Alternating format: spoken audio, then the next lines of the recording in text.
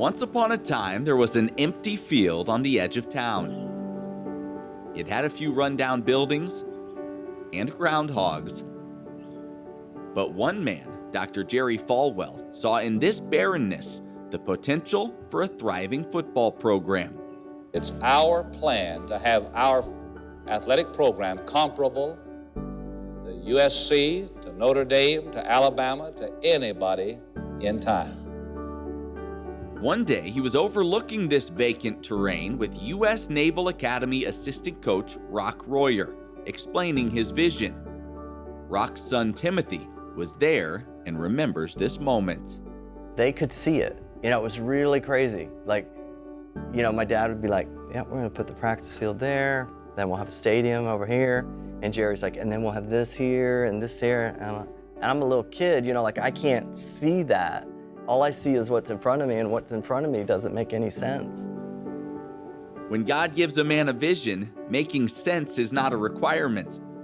But what is required is that others catch that vision and work to make it a reality.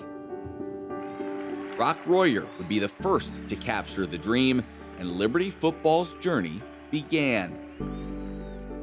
That first year, there were few facilities. Practice was held on an island in the middle of the James River. Some players even had to bring their own equipment. Chip Smith was one of those. Very first spring, they actually invited anybody that wanted to play. We had guys that had never put equipment on. In fact, we didn't even have equipment. I had to use my high school helmet that I played in because we didn't have any helmets. Despite the challenges, that first year ended with 3 straight victories, and excitement for the new sport was growing. That is, until tragedy would strike the fledgling program. It's been a very sad week for us here. Most of you know by now that our head football coach at Lynchburg Baptist College, Rock Royer, was killed in a plane crash this week.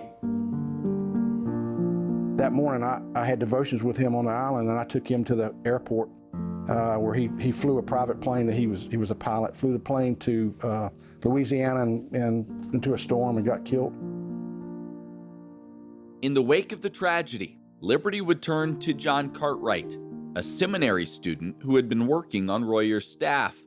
I got a call that Thanksgiving that Rock had died in a plane crash. And that day, Dr. Falwell called me and asked me if I would be the head coach. And I said that I would.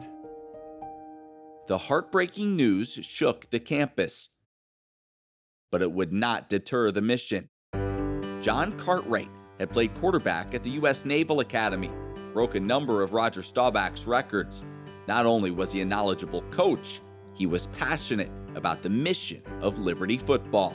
John Cartwright was in the seminary, a fired up evangelist, and they presented us to that first week. Our purpose here is to play football the best we can, but our real purpose is to win people to Jesus Christ. So after every game, we're going to witness to the other team.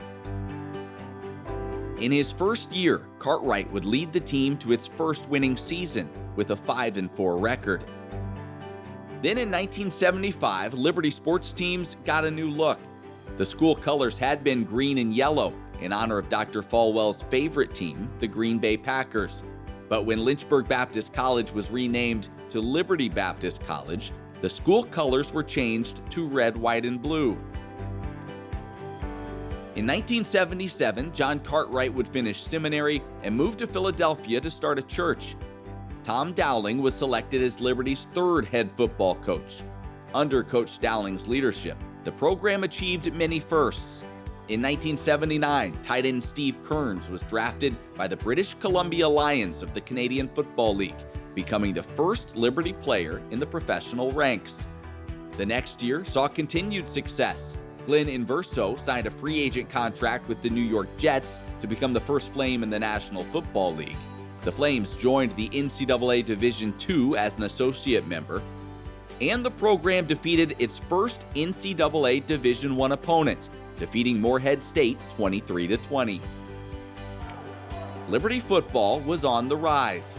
They ended the decade in 1982 with a record of 7-4 and a national ranking of 19th in the final NAIA poll.